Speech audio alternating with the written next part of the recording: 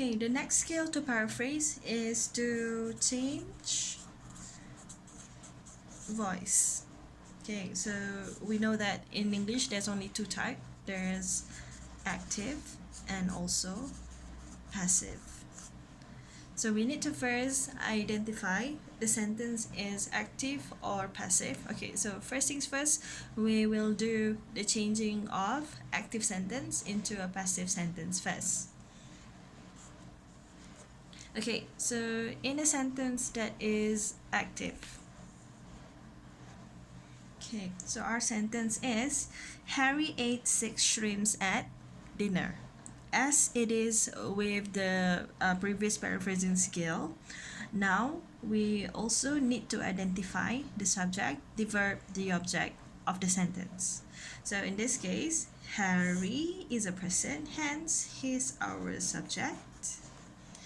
Eating or he ate, that's in past tense, is a verb. So Harry ate, he ate what? He cannot just eat 6. He's got to be eating something. So Harry ate 6 shrimps when?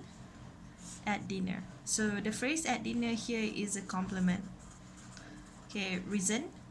If we were to say Harry ate 6 shrimps, the sentence is already complete. And since we added the word at dinner, that's to give more information to the sentence.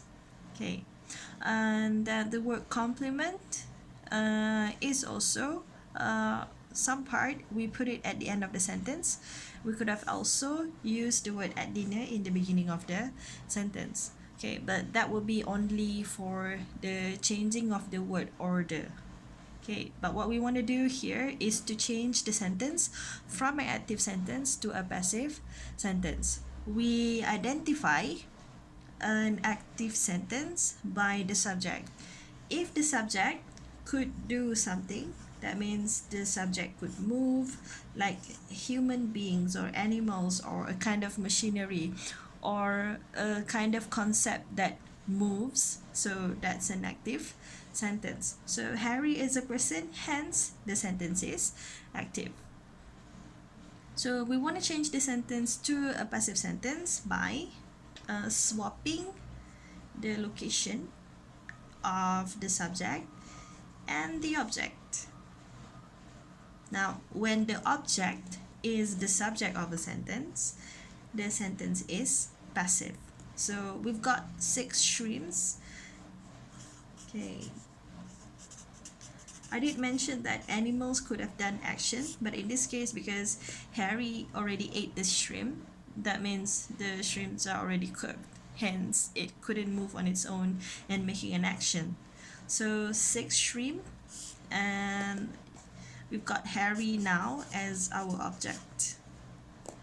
When? At dinner. Okay, so here's the tricky part. If we were simply to put the verb ate here, so 6 shrimp ate Harry at dinner, the meaning of the sentence totally changes from a human being eating shrimps at dinner into shrimps that ate human being at dinner. Okay, so that's not how we should paraphrase. Now, to paraphrase, here the verb has to be changed into a different tense. Okay, so here the word Harry ate 6 shrimps at dinner. This is a sentence in simple past. Okay, and when we wanted to use the passive form, we need to change the word ate into the participle form. Okay, so the participle form are the third version of a verb. Say we have the word eat in present tense. In past tense, it's called ate. In participle, it's the word eaten. So this is the past participle. Okay, so we are using the past participle form. So we put the word eaten here.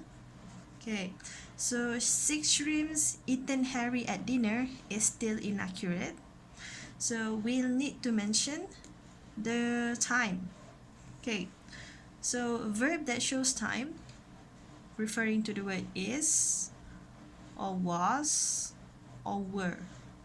Present tense, past tense for singular, past tense for plural. 6 shrimps here refers to plural beings. Hence, 6 shrimps were eaten Harry at dinner. Almost there. So 6 shrimp were eaten Harry at dinner. So we'll need to add the word by here. So by whom? So this item were eaten by whom at dinner. So six shrimps were eaten by Harry at dinner. Okay, so when you've successfully done this, this is a change between a passive sentence to an active sentence to a passive sentence. And generally, passive sentences are longer because it uses the past participle form, and usually it's in the perfect tenses. So the list of perfect tenses that you could have used for passive sentence refers to the present perfect or past perfect, future perfect, or continuous perfect, or do we also call it the future progressive?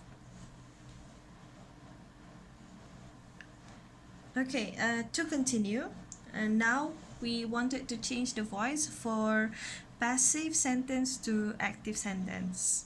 Okay, let's have an example.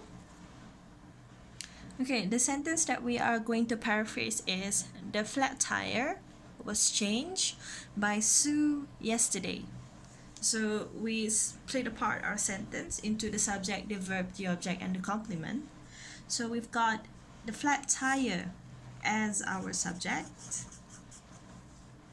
was changed as the verb, by Sue. Sue is our object, and yesterday is the complement. So the flat tire was changed by Sue yesterday, or yesterday the flat tire was changed by Sue. Either way, that's changing word order. But to change passive to active is to change between the subject and the object. So swapping the position between Sue and the flat tire. Okay, so Sue, the flat tire, when was it? Yesterday. Okay, Sue, the flat tire yesterday. When you change it to a when you change passive sentence to an active sentence, you only need the action verb. So take this verb and use the word change. Okay, that's the original word. In past tense, yesterday was also in past tense. Yesterday in past tense, hence Sue changed the flat tire yesterday. So this is a sentence in active voice. The flat tire was changed by Sue yesterday, passive. Sue changed the flat tire yesterday is the active sentence.